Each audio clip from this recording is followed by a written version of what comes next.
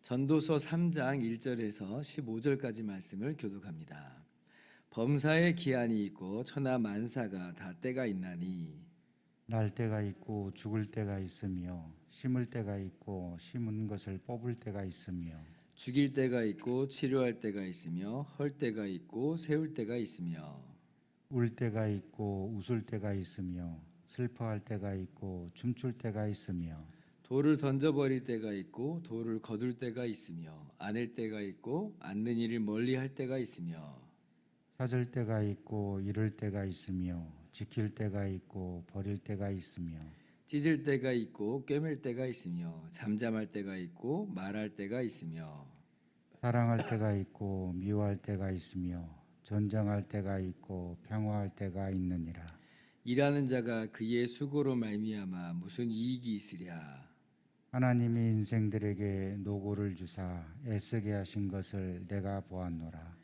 하나님이 모든 것을 지으시되 때를 따라 아름답게 하셨고 또 사람들에게는 영원을 사모하는 마음을 주셨느니라.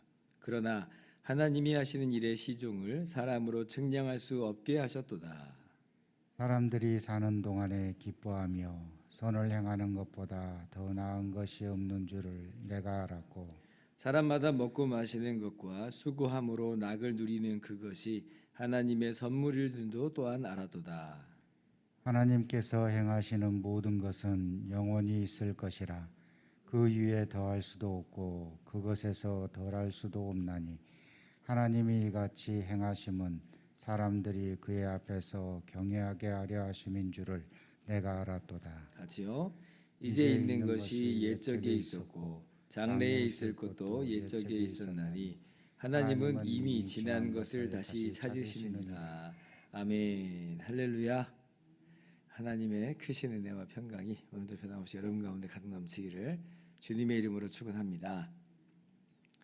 오늘 1절 말씀은 이렇게 시작합니다. 범사에 기한이 있고 천하 만사가 다 때가 있다. 언뜻 이 말씀은 실망하고 시리에 빠진 사람들에게 위로를 가져다 줍니다. 예를 들면 어떤 운동선수가 지난 4년 동안 구슬땀을 흘려가면서 수고했는데 근데 올림픽 나가가지고 한순간에 실수 한번 딱 했는데 그래서 미끄러져 버렸어요. 그래서 메달도 따지 못하고 그렇게 탈락해 버렸다. 그럼 어때요? 지난 4년 동안의 이 땀방울이 굉장히 막 다 허사로 돌아간 것 같잖아요. 자신을 자책하고 막 눈물 흘리고 막 그럴 거예요. 예를 들면 뭐 우리나라 대표 수영 선수였던 박태환 선수가 그랬죠. 15살에 우리나라 최연소 국가대표로 아테네 올림픽에 출전을 했는데 뭐 물론 메달권이었던 건 아니었지만 근데 이제 예선에서 부정 출발해가지고 그래서 실격당했어요. 경기도 나가지 못하고 탈락을 이렇게 하게 되었습니다. 그래서 이제 화장실에 들어가서 2시간 동안 펑펑 울었대잖아요. 그런 알려진 일화가 있습니다. 그러니까 이제 이렇게 한번 실패하고 실망과 시리 속에 빠진 이 사람에게는 근데 오늘 말씀이 다 기한이 있고 때가 있는 거야. 이제 이러면 좀 위로가 되는 거예요. 그래서 이제 그때 박태환 선수가 뭐 그렇게 해가지고 선수 생명이 끝났느냐? 그렇지 않았고요. 이후에 스타트 훈련만 10,000번 이상을 했대요. 그리고 이제 그런 것들이 다 하나하나 차곡차곡 자기에게 자산이 되어가지고 4년 뒤에 베이징 올림픽에서는 이제 금메달을 따게 되는 그런 일이 있었습니다. 그러니까 탈락할 때가 있고 우승할 때가 있고 지금 탈락했더라도 포기하지 마. 앞으로 좋은 일이 있을 거야. 이런 뜻으로 오늘 말씀이 다가올 수 있을 거예요. 또 아주 극한 슬픔에 빠진 사람들에게도 위로를 주기도 합니다. 예를 들면 또 사랑하는 사람을 사별을 했어요. 그러면 너무 슬프죠. 그런데 어때요? 2절에 계속해서 이야기합니다. 날 때가 있고 죽을 때가 있다. 그러니까 결국 모든 사람들은 죽음이라고 하는 것으로 끝나기 마련이다는 거죠. 그러니 조금 일찍 간 것뿐이야. 다들 결국 그리로 가는 거야. 그러니까 너무 슬퍼하지 마. 라고 또 위로가 될 수도 있다 할 수가 있어요. 그런데 오늘 말씀은 단순히 뭐 그렇게 우리에게 어떤 그러한 종류의 위로와 또 희망을 또 주는 그런 의미만 있는 것은 아닙니다. 이게 이제 무슨 의미를 또 함께 담고 있냐면 나의 모든 수고와 노력이 사실 이 정해진 때를 벗어날 수 없다라고 하는 그런 의미를 줘요. 그러니까 다른 말로는 이 틀, 이 질서, 어떻게 보면 이 한계를 뛰어넘을 수가 없는 거예요. 그러니까 수고하고 노력하지만 그런데 그냥 마냥 다람쥐 쳇바퀴 돌듯 할 뿐이고 내가 수고한다고 해서 다 그대로 열매를 맺으리라는 보장도 없고 왜냐하면 오늘 보세요. 심을 때가 있고 심을 것을 뽑을 때가 있다 그래요. 뽑을 때가 있다. 나는 뽑기 싫은데 근데 이렇게 뽑아주는 그런 일이 있다는 거예요. 찾을 때가 있고 잃을 때가 있다. 잃을 때가 있고 찾을 때가 있다. 그러면 희망이 되는데 찾을 때가 있는데 잃을 때가 있는 거예요. 그러니까 이게 내 뜻대로 다 된다는 그런 이야기가 아니라는 것이에요. 그래서 결국 이 모든 과정을 통해서 거두어 드리는 것은 뭐냐? 고통뿐이다. 노고다. 그러니까 뭐 인생은 고통의 바다다, 고해다, 뭐 이런 말도 있잖아요. 그러니까 10절 보니까 하나님이 인생들에게 노고를 주사 애쓰게 하신 것을 내가 보았노라. 그러니까 이런 모든 이 인간 생활 속에서 되어지는 이 모든 것들이 사실은 우리가 한계를 벗어날 수 없다는 거예요. 이 틀을. 그러니까 노고다 이렇게 이야기를 합니다. 계속해서 9절 10절 보니까 일하는 자가 그의 수고로 말미암아 무슨 이익이 있으랴. 그죠? 그러니까 이제 이런 것들을 보면 이제 오늘 말씀이 마냥 위로만 그렇게 단편적인 위로만 주는 그런 말씀은 아니라라고 하는 것을 우리가 알 수가 있는 거예요. 다 우리가 이 한계 속에서 머물러 있다. 하나님이 이 한계를 지워 놓으셨다는 것이에요. 그런데 오늘 전도자는 그래서 결국 다시 한번 우리를 참 허무한 마음과 감정 속으로 몰고 갑니다. 그런데 바로 이어서 오늘 전도자가 뭐라고 하냐면 자 11절 보니까 하나님이 모든 것을 지으시되 때를 따라 아름답게 하셨고 이렇게 말을 해요. 11절에 그죠? 그러니까 하나님께서 이 틀, 이 질서의 주권자세요. 그러니까 하나님께서 이 모든 것들을 만드시고 행하신다는 거예요. 그런데 뭐라고 그래요? 아름답게 하신 것이다. 아름답게 하신 것이다. 이해하기가 좀 쉽지 않아요. 아까는 방금 하나님이 하셨다. 근데 인생들에게 노고를 지워주셨다. 그렇게 노고를.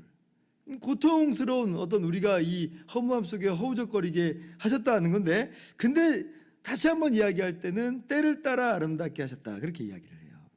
그러니까 이 두 가지가 같이 있어요. 같이. 이게 무슨 말이냐면 이 유한하고 또 연약한 인간 자신의 한계 속에서 이 무한히 반복되는 이 우주적 한계, 이 틀을 우리가 전혀 벗어날 수 없어서 허무한 게 맞아요. 정말 헛된 인생과도 같아요. 그러나 이것은 이제 헤아리의 관점에서 그렇다는 거예요. 우리의 관점 속에서는 그렇다는 거예요. 그러나 하나님의 관점으로 올라가 보면 이것은 아름다운 것이다라고 전도자가 우리에게 지금 이야기하고 있습니다. 그래서 이 전도자가 뭐 허무주의나 염세주의를 지금 말하고자 이 전도서를 기록한 게 아니에요. 뭐 하나님도 부정하고 그래서 뭐 하나님의 주권도 다 부정하고 하나님 왜 이렇게 만드셨는지 하나님 원망하라고 그렇게 지금 또 신앙의 회의를 갖게 하고자 이렇게 쓴 것도 아닙니다. 영원하신 하나님 없는 그러한 삶 그렇게 헤아려서 살다가는 허무한 인생뿐이라는 거죠. 그런데 그러한 그런 인생 속에 참된 신앙이 들어가면 정말 하나님을 바르게 바라보게 된다면 그러면 이 내용이 전혀 다르게 다가와요. 하나님께서 왜냐하면 아름답게 하신 것이기 때문에 그렇습니다. 영원하신 하나님의 목적, 영원하신 하나님의 계획, 우리가 우리의 눈으로 하나님의 영원하신 목적과 계획을 다 헤아려 보지를 못해요. 그러니까 이제 자칫 우리가 이 땅만 보면 허무하게만 보이는데, 근데 예를 들면 이렇게 생각을 해볼 수도 있을 것 같아요. 하나님의 관점에서 한번 본다면, 자 잠시 잠깐 이 땅 가운데 있는 이 우리의 모습이 아니라 장차 영광 가운데 우리가 나타나게 하실 그날이 있는데, 근데 이제 그날까지 그날을 이루기까지 하나님께서 이 모든 것을 내게 맞닥뜨리게 하시는 그러한 질서라고 한다면 한번 생각을 해보는 거죠. 그러면 우리는 그냥 마냥 이 안에서만 허우적거리고 있는데, 근데 하나님께서 영광 중에 우리를 이루실 바로 그것을 위한 도구로 지금 이것을 사용하고 있다면, 이런 과정을 통해서 장차 그렇게 영광 가운데 우리가 나타나는 것이 실현된다면, 그러면 이 땅이 허무하지는 않을 거예요. 자, 무슨 말이냐면 예를 한번 이렇게 들어볼게요. 어린아이가 하도 그냥 사탕 좋아하고 단 걸 좋아해가지고 이빨 다 썩었어요. 근데 계속 그래도 막 사탕을 물고 그래요. 아파 죽겠는데도 사탕을 물어요. 그런데 이제 부모님이 사탕을 뺏어요. 그렇게 좋아하는 사탕을 뺏고 사탕을 안 줘요. 그리고 치과에 가지고 이 치료, 신경 치료 같은 걸 막 하는 겁니다. 막 그러면 아이는 자지러지죠. 안 갈 거라고, 치료 안 받을 거라고 엉엉 막 울어요. 근데 끌고 가잖아요. 부모님이 끌고 가요. 치료를 받게 합니다. 그래서 치료를 다 받고 나왔는데 그때는 행복하죠. 그러면 이 아이는 그 전까지는 왜 우리 부모님이 사탕도 뺏고 사탕도 안 주고 또 왜 저 고통스러운 치과까지 데려가는가, 왜 계속해서 그냥 몇 번이나 병원에 들락날락 하게 하시는가, 이게 뭐 어린아이의 시각 속에서는 이해가 안 되는 거였는데, 그러나 나중에 그 영광, 그 행복한 시간을 바라보면서 이 상태 속에서 바라보면 이건 다 이해가 되는 거예요. 다 납득이 되는 것들이에요. 그러니까 우리가 지금 이 땅에서 살아가는 것들이 사실 허무하게 보이는 게 맞아요. 그런데 영원하신 하나님의 관점 속에서는, 그 하나님의 영원하신 목적 속에서는 전혀 다른 일일 수 있다는 것이죠. 그러니까 우리가 그걸 볼 수 있는 눈이 없는 것뿐이지, 사실은 그래서 인생은 하나님의 관점 속에서는 허무하게 돌아가는 것만은 아니다라고 하는 것이에요.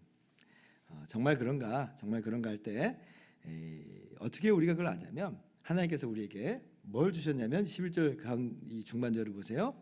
또 사람들에게는 영원을 사모하는 마음을 주셨느니라. 그래요. 하나님께서 사람들에게 영원이라고 하는 걸 주셨어요. 그래서 영원에 대한 감각이 있어요. 만약에 이 영원에 대한 감각이 없다면 사람들은 이러한 이 의미를 찾지도 않을 것 같아요. 그냥 그래, 이 땅에서 먹고 살고 죽고 끝나면 되지 뭐, 아마 그럴 건데, 근데 이게 전부가 아니라고 하는 아련한 이 감각이 있는 거예요. 이게 꼭 믿는 사람들에게만 있는 건 아니고요, 안 믿는 사람들도 뭔가 지금 이 땅만이 아닌 뭔가가 더 있는 것 같은데 라고 하는 이 영혼에 대한 감각이 있어요. 영혼을 주셨어요. 영혼을 우리에게. 그리고 이제 우리 복음을 전해 들은 예수님을 믿는 사람들, 하나님의 선하신 섭리를 아는 사람들은 한 걸음 더 나아가고 있죠. 해 아래에 있는 모든 것들이 결국은 아까 말씀드렸듯이 하나님의 그 영원하신 뜻을 성취하는 시간들. 우리가 잘 알고 있는 로마서 8장 28절, 하나님을 사랑하는 자고 그 뜻대로 부르심을 입은 자들에게는 모든 것이 합력하여 선을 이루느니라. 그러니까 모든 것이 합력하여 선을 이루는 과정으로서 우리는 이제 보게 되는 거예요. 그러니까 우리들에게는 단순히 영혼에 대한 감각, 영혼의 존재만 있는 게 아니라 하나님을 향한 영적 감각이 살아났거든요. 영적인 사람이 된 거예요. 그러니까 이제 우리는 그것들이 봐요. 구체적으로 세부적으로는 우리가 알지 못하지만 우리는 큰 틀에서는 이미 하나님께서 우리에게 예수 그리스도로 말미암아 알려주셨어요. 영원한 하나님의 영광스러운 나라를 알려주셨고, 우리가 주님과 함께 영원토록 왕노릇하게 될 것을 알려주셨고, 우리가 주님처럼 아름답게 변화될 것을 알려주셨잖아요. 그러니까 성경을 통해서, 복음을 통해서 이 큰 틀을 우리가 알게 되었기 때문에 지금 이 시간에 죽고 살고 하는 이 모든 것들이 의미 없는 게 아니었어요. 사실은 다 하나님께서 그때를 향해서 계획해 놓으신 것들이고 빚어가는 것들이다. 그러나 우리가 그렇다고 해서 구체적인 세부적인 내용은 모른다 했습니다. 11절 하반절, 그러나 하나님이 하시는 일의 시종을 사람으로 측량할 수 없게 하셨도다. 우리가 구체적으로 세부적으로는 알지 못해. 그래서 때로는 우리가 슬퍼하기도 하고 눈물 흘리기도 하고 때로는 우리가 좀 허무하게 느끼기도 하고 그럴 수밖에 없는 것이죠. 자, 그러면 우리가 이제 어떻게 살아가야 될까라고 할 때에 계속해서 전도자는 우리들에게 교훈하여 주십니다. 우리가 지금 이 땅에서 돌아가는 이 모든 것들을 다 그 의미를 다 헤아려 알 수는 없을지라도, 그러나 이 모든 것이 하나님의 선하시고 영원하신 계획 가운데서 주어지는 것인 줄 알고, 하나님께서 지금 주신 그 기쁨을 누리는 거예요. 다시 말한다면 우리가 수고로 얻은 이 기쁨들 누리는 거죠. 소소하고 어떻게 보면 일상적인 그런 이 삶의 기쁨들을 누리라 하는 거예요. 그리고 선을 행하면서 살아라라고 교훈하고 있죠. 12절에 사람들이 사는 동안에 기뻐하며 선을 행하는 것보다 더 나은 것이 없는 줄을 내가 알았다. 13절까지 같이 가면 이것이 하나님의 선물이다라고 이야기를 하죠. 그리고 무엇보다도 이런 삶 속에서 우리에게 요구되는 건 뭐냐면 영원하신 하나님의 그 선하신 뜻하심을 신뢰하고 하나님을 경외하라라고 우리에게 교훈하고 있어요. 14절 말씀. 하나님 하반절 하나님이 이같이 행하심은 사람들이 그의 앞에서 경외하게 하려 하심인 줄을 내가 알았도다. 하나님을 경외하는 삶으로 우리를 이제 이끌고 있습니다. 그래서 오늘 이 허무하게 보이는 이 삶 속에서 우리는 어떤 삶을 살아가야 되는가라고 할 때에 물론 오늘 말씀 중에서 당장 단순하게 우리가 위로를 받고 격려를 받는 것도 있지만 더 넘어서서 하나님의 관점 속으로 우리가 올라가야 되겠어요. 하나님의 관점 속으로 하나님께서 바라보게 하시는 큰 틀을 보아야죠. 그리고 그 틀을 안에서 그 하나님께서 바라보게 하시는 그 영원한 관점 속에서 우리가 진정한 인생의 의미와 목적을 깨닫고 우리에게 이루어지는 모든 것들이 다 그런 의미에서 생생한 의미가 있다는 것을 확신하면서 하나님께서 우리에게 주신 기쁨들을 누리고 즐기고 선을 행하고 무엇보다 하나님을 경외하는 복된 삶을 살아가는 저와 여러분 되기를 주님의 이름으로 축원합니다.